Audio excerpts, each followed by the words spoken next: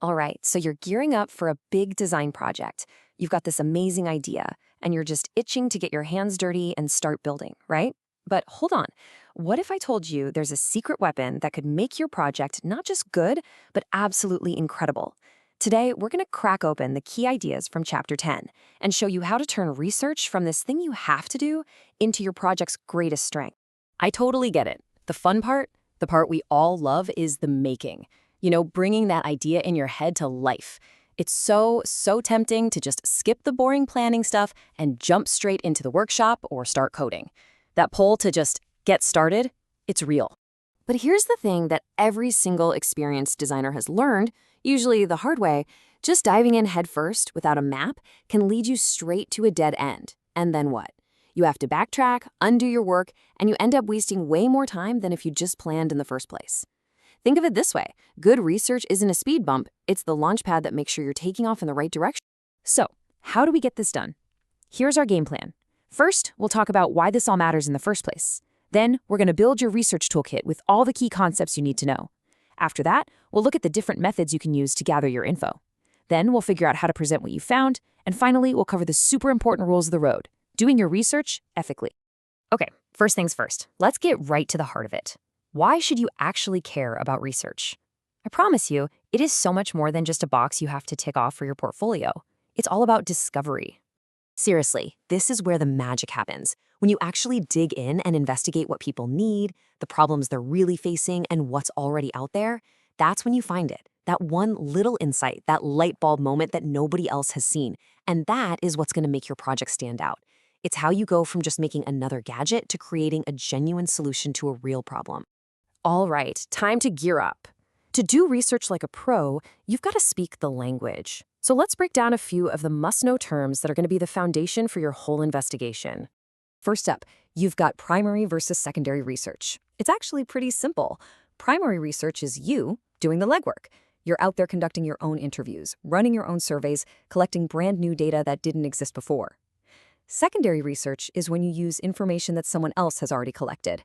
Think council reports, newspaper articles, scientific studies, that kind of thing. Both are super useful. Okay, next concept: qualitative research. This is all about the why. It's the messy human stuff: feelings, opinions, beliefs.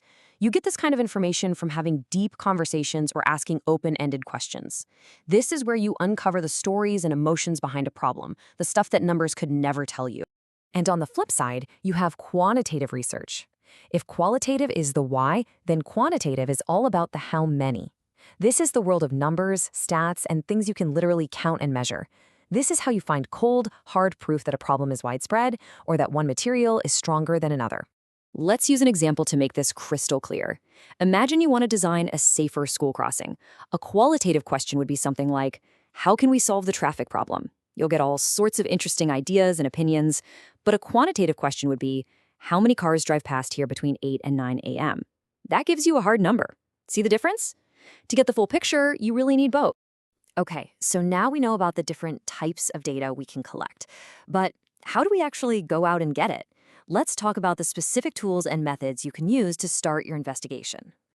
So, if you're trying to understand the why, you've got some great tools. You can do in-depth interviews where you really talk to people and hear their stories. You can also just use observation, quietly watching how people use a certain space or product.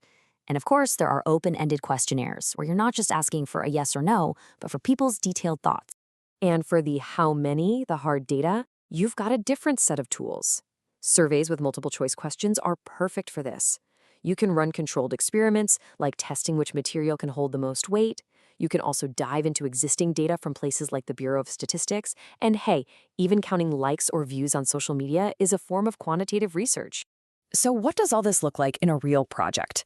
Let's check out Jack. He starts with just a personal observation about a health issue he sees around him. That's his starting point.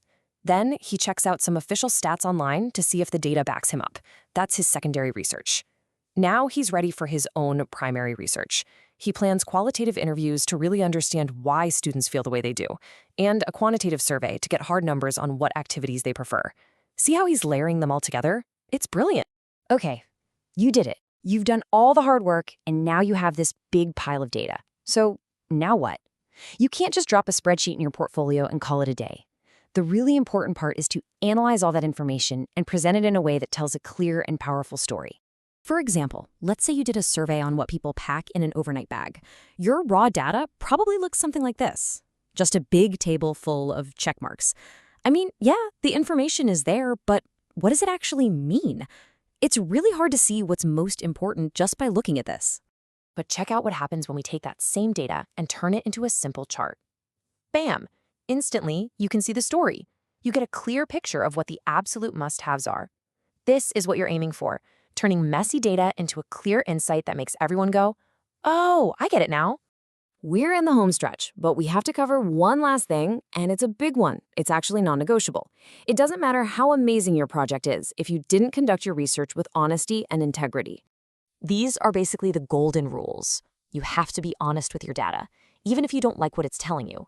You've got to be objective and not let your own opinions influence the answers you get. And you absolutely must respect the people who help you by keeping their information private and, of course, respecting the work of others. And speaking of respecting the work of others, let's talk about plagiarism. This is a huge deal. It means taking someone else's work, their words, their ideas, their pictures, and pretending it's your own. Don't do it. The rule is simple. If you didn't create it yourself, you have to say where you got it from. Every single time. So, I'm going to leave you with this final thought. Picture this. Your project is due tomorrow. You were supposed to do 10 interviews, but you only managed to get 7 done.